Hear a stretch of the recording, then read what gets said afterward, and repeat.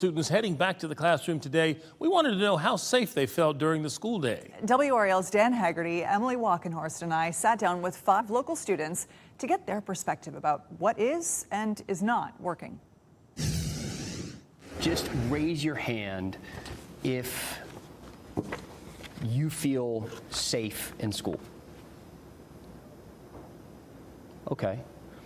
What about raise your hand if there are times you feel unsafe in school?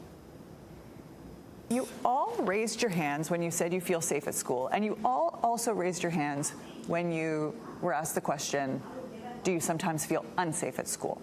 Can you help us better understand what that means, how you can feel safe and also sometimes unsafe? To me, it's kind of like a little, in the moment, I feel very safe because I know my teachers, I know they have plans. But sometimes I always, if I hear a door close too quickly and it sounds like a huge boom, what's going on now? What needs to be improved upon, in your opinion, to make you feel safer at school? When I was in a real code red situation, there was so much, we had no clue what was happening. And luckily in that case, it was a threat that was on campus but outside of the building. But there was no way for us to know that for sure. And we're all texting with our parents who are hearing different things. And it's these rumors that start spreading that kind of heighten the situation. I think better communication would for sure make me feel safer. I feel like just emphasizing even more how dangerous and serious these situations can be. Students are not taking this matter seriously enough, and of course it's partially our fault, but it's partially also not our fault because our schools need to emphasize more how dangerous this will be. They need to keep us informed about what's going on, just like Paige said. Do you talk about, our school should do something else about it? It means other kids weigh in on weapons detectors or other things like that?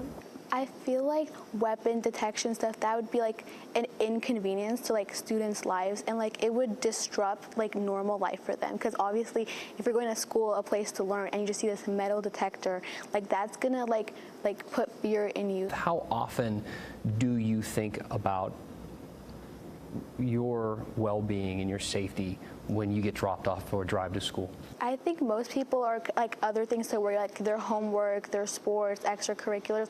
So I don't think necessarily, at least in my experience and my friends, we don't think about it day to day. It's more if something shocking happens, it's all over the news. School safety and weapons, maybe when your teacher brings it up once in a while, or schools have a code red drill, that's when they think about it, but it's not something that you think of every single day. And again, I feel if schools highlighted that more and highlighted how this is dangerous, you need to think about this, maybe it's something we could think about more, worry about more, think about how we can make schools safer, how we can be better for our schools. I feel if there's more of an emphasis on it, we would think about it more. But is it something that you should be worried about every day? Right, you mentioned the complexities of teenage life and all the things that you should be worried about your math homework. That's right, that's where your mind should be. So is it something that you should be thinking about? I don't know if we should be worried about it as so much we should be aware of it. Yeah, that's a good way to put it. It's always a danger that could be there, but it's not a danger that always is there.